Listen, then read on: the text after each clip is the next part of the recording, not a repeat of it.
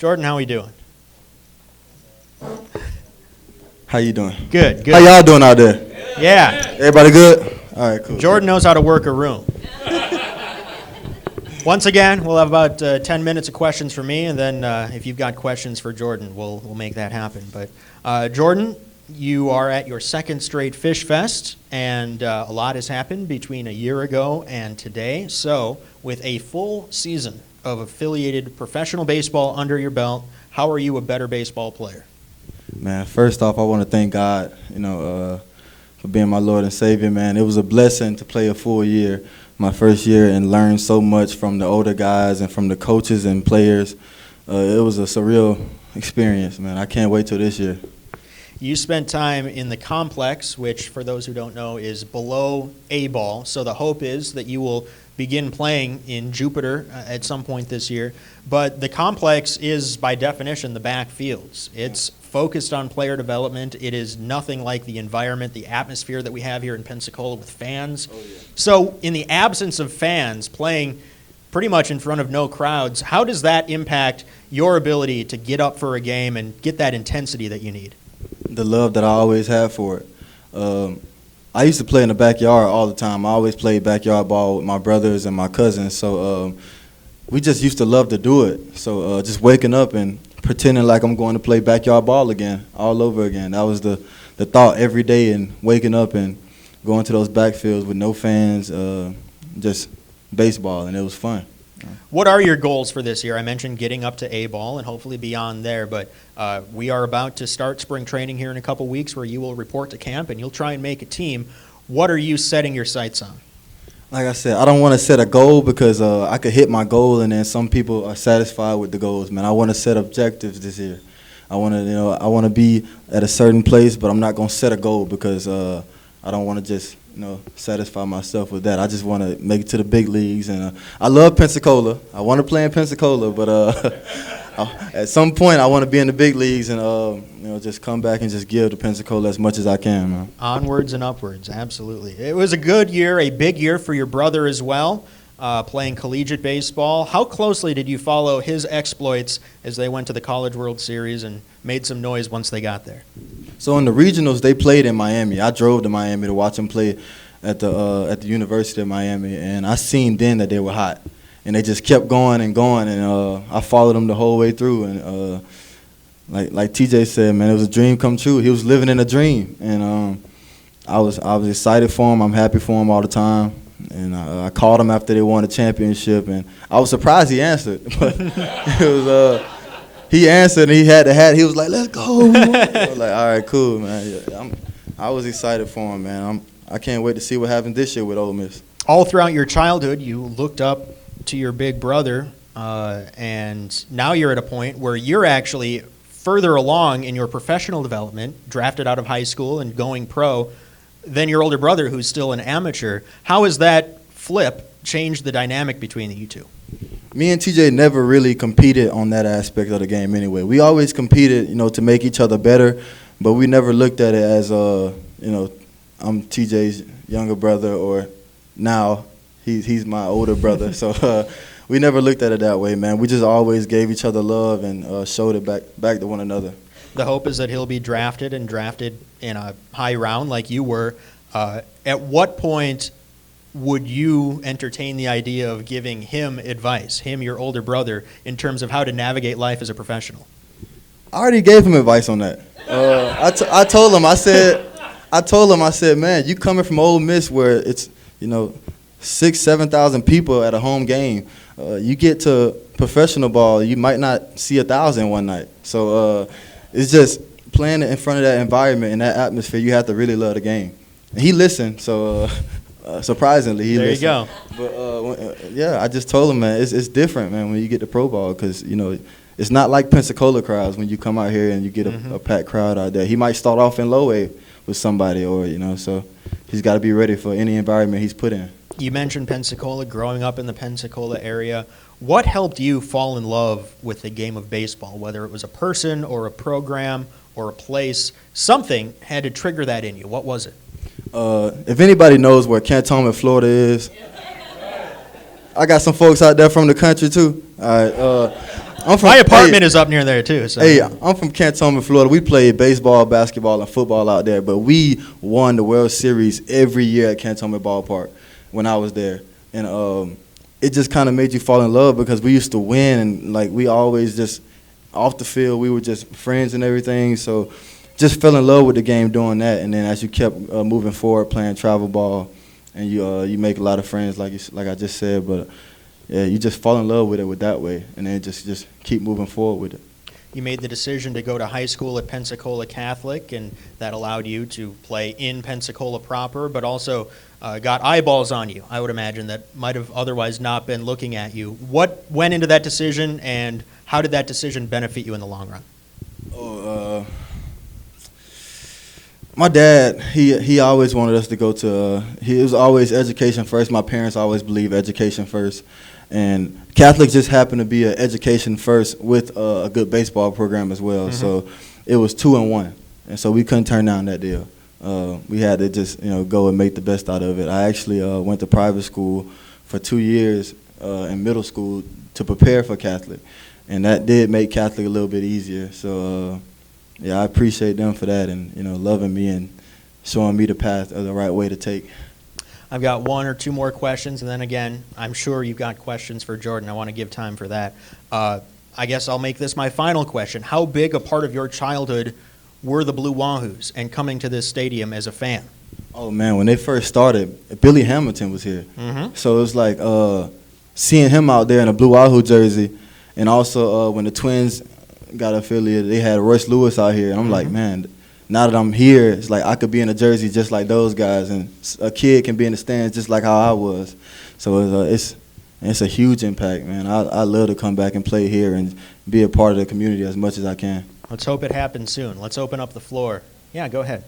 All right, so we talked earlier. How important is it for you as a young man, as a young black man, to inspire children that may not, because everybody is funneling into football and everybody's funneling into basketball, but to ignite the love and a passion for baseball? Inspiring young black kids to play baseball. Man, it's just really any kid, man, and it's it's just all kids. They just in this area of Pensacola, when you play at these little league parks or these little league gyms, it's like they hype up basketball and football to be like the main thing, and they fill these kids up with they will be in the NBA or they'll be in the NFL when they don't know what it takes to really be on a stage that high. Like most kids down here, they're not going to be 6'7", they're not going to be 6'8", and size doesn't matter in baseball. So it's almost this all that matters in baseball. So it's like with me just playing baseball and inspiring any kid from down here that you can be any size, any shape, any form, and you can make it. And you can play for a long period of time without having to worry about being on the injured list every day or, dealing with all that stuff you deal with in football and basketball, man. It's a lot more easier on your body as you get older. And I just want kids to realize that it's also fun, man. It's like playing it. Man, I've had so much fun traveling the world playing baseball, man. I was blessed enough to be picked as one of the 44 players that go to a Hank Aaron Invitational. I played with Hank Aaron the year before he died. I played in the Atlanta Braves Stadium my 10th grade year in high school. So I got to stay in the Omni Hotel my 10th grade year in high school. I was able to meet a lot of guys from there, and just the experiences that baseball has taken me is absolutely insane, man. So that's why I inspire every kid to play baseball, man. I couldn't help but notice that the two, yes, absolutely, round of applause for that. I couldn't help but notice that the two Pensacola Blue Wahoos players you specifically shouted out as inspirations to you when you were a fan were also black players, Billy Hamilton and Royce Lewis. Any other players that you particularly looked up to as a young fan? To be honest, those were the guys we went to see back then. I didn't know many of the names, but Major league guys maybe that you watched on TV. To be honest, I have some guys that play now with the Wahoos that they really inspire us. We got Nasim Nunez playing shortstop for the Wahoos this year. He actually played in the Breakthrough Series with me. He was one of those 44 that got picked. And he's just like me, man. Me and him are close, and we all try to inspire any kids from anywhere, any background to play baseball and have the opportunity to go out there and show what they got. Awesome. Another question? Yeah, go ahead. So back to the inspired, like, how much pride does it give you that, like, you can be the same role that people were whenever they were playing for the Wild and they inspired you? How much pride does it give you that you can be that same person? Pensacola pride, yeah. Man, it's kind of crazy you say that because, like, when I look at it, it's like, I'm really a professional baseball player who can inspire people when it was me that wanted to be inspired all my life. And we didn't have much of those guys back when I was growing up, when I wish we did, man. So I try to do everything that I wish that I had when I was growing up back here in Pensacola. And that it gives me a lot of pride, man. Another question for Jordan. Yeah, go ahead. You said you were recruited almost out of Mississippi State. What made you decide not to go there and just go pro? Going pro rather than the college route. I always wanted to play baseball all my life. That was the dream. My parents, they were education first, but my dream was to play baseball. So, I had to make a grown-up decision at a young age. I had just graduated high school, man. I walked the graduation ceremony here 3 weeks before I got drafted. So it was definitely a grown-up decision, and they said, hey, you got to live with your decision, man. I took it, man. I wanted to go ahead and start my career early. That way I can have a better chance of getting to the big league faster. Oh, yeah. It's going to be fast, I think. I hope so. Love God that bless. confidence. Yeah, go ahead. How have you tried to navigate the difference between metal bat versus wood bat? Metal bat versus wood bat as a pro. So my freshman year of high school, when I played travel ball on like one of the biggest circuits in the country, we always used wood bats. So over the summers and during fall ball, we used only wood. So I would only use wood up until I played high school ball, which was a big help because like going from wood to aluminum was so much easier with aluminum.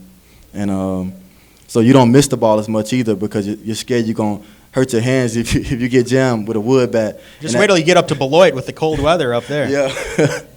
Hey, I'm ready for it, but I'm not ready for that though. Another question. Yes, young man back there. Emotions you felt when you got drafted. I couldn't tell you, man. It's a feeling that you can't explain. Like you will never be able to explain that type of feeling, man. It was like you did it. We did it. At what point did it occur to you, perhaps it did before the draft itself, but that you were drafted by the Marlins and the Marlins have their affiliate now in Pensacola? Was that right away or did it take a moment? It took me so they called me. I got drafted at the 88th pick. They called me at the 78th, 79th pick that I would be the 88th. And Unless someone else took you first. Yeah, Yeah. unless someone else took me first. And when I found out that I was actually drafted to you guys, Channel 3 was all there, and they were like, "Oh man, their affiliate is with the Wahoo, so you'll be here soon." I was like, "Yeah, you're right." So I will be here soon, man. That's great. We hope you are here soon. It's 7:45, but I don't want to leave anyone with any unanswered questions. So any more questions? Yeah, right there. Have you ever played for the Marlins? Well, not yet, but down in the complex, you get to wear the cool Marlins jersey. So that's halfway there, right? I played in Lone Depot Park in October. I spent the whole month in a camp, actually treated like a big leaguer. We got to eat like big leaguers. That was amazing. We got to be in a big league locker room. You had the big league treatment. Before you go out to the field, you got to get in the hot tub. After, get the cold tub. I was like, man, this nice. You know what I'm saying? I need to get here. And when spring training starts in a couple weeks, everyone will be in the same place. You'll be on the minor league side, but that is also, it's all Marlins until roster cuts are made, right. And you get to be in the presence of some pretty big talent. Yeah, right. Yeah. All right, any other questions? Oh, of course we do. Right back there. Yep. It's just like the question you said up there. Which one would you prefer, a wooden bat or a metal bat? Wooden bat or a metal bat, which would you prefer? I think I know the answer to this. Where am I playing? Am I playing in cold weather or hot weather? Hot weather. Wood. I'm going wood all day. All right. Wood all day. That's not what I thought you'd say, because aluminum bats have a reputation for going farther. But I love a wood bat. The sound of the wood bat is way better than aluminum to me. and when you hit the sweet spot, that's a good feeling. That's It doesn't the best. feel like anything. Hey, that's like hitting a jackpot at Wind Creek. That's what it feels like. Any more questions for Mr. McCants? Yeah, go ahead. How many home runs have you hit? How many home runs have you hit? Talking about like pro ball or just in general? Pro ball, 1. Nothing wrong with that. My first, actually I hit 2, but they didn't count my inside the park home run. They counted it as a triple. And then an error or whatever. Yeah, they counted as an error at home plate, but it was a triple. But it was inside the park. I really have 2. We'll count it. We'll count it here. Yeah, so 2. Any more questions for Jordan? Yeah, go ahead. What's your nickname? Do you have one? My nickname is, they call me J-Mac, like J-M-A-C. We've got Paul McIntosh. He's P-Mac, and now we've got J-Mac. Hold up. No, I'm J-Mac. He not no P-Mac. You got Okay. to make another All right. name for Paul. Call Paul like Paul. Why don't you get up here quick and force the issue? All I right? got you. All right. Paul going to be gone by the time I get here. All right, yeah, He's absolutely. going to the big leagues. Any other questions? Yeah, back there. Walk-up song. Ooh, this year's, last year's or this year coming up? Do they play walk-up music in the Complex League? Yes, they actually They do? Our Okay, home I didn't know game. that. Yeah. That's the only thing that gets you like hype. Because there's no fans. So like you hear that music, you like, oh yeah, I'm finna go up there and hit this pitcher now, man. I gotta put the song in the back of my head. But You heard it about 400 times, right? I feel like you should know. yeah, I did. I actually changed my song in the middle of the season. Oh, you did? though. Okay. Yeah, but It must not have been a very good song if you can't remember. no, she asked me what am I picking for this year? Okay, what was it last year, though? What was it last year? Last year was I don't know if you know Kryptonite by Big Boy. Anybody know that song? Yeah, that was my I do too, It's like a hype song. yeah. So like I had to like get hype before I go into the box. All right, and you haven't decided on this upcoming season yet? Nah, not this upcoming All right. season yet. Well, you got a few weeks. Right back there, yeah. Who's your favorite player of all time? Robinson Cano. Robinson Cano. Robbie Cano, don't you know? Yeah. I actually got to meet him this year at spring training too. Yep. I almost rode in his Range Rover, but I didn't do it though. Almost. Who else has a question for Jordan? Anybody? Anybody? Going once, going twice. Jordan McCants, a future Pensacola Blue Wahoo. Thank you all for coming out tonight. Thank you, Jordan. I'll see you guys here soon. I promise. I want to thank you for sitting down and joining us for the Q&A, especially those who sat with the entire Q&A. We do still have a little bit more time at Fish Fest if you have anything that has been left undone. So I want to encourage you to check out everything we've got before the gates close at 8 o'clock. And we will see you on opening day in April. If anybody want to challenge me to cornhole, I'll be taking exceptions out there. Cornhole outside. Thank you all. Have a good night.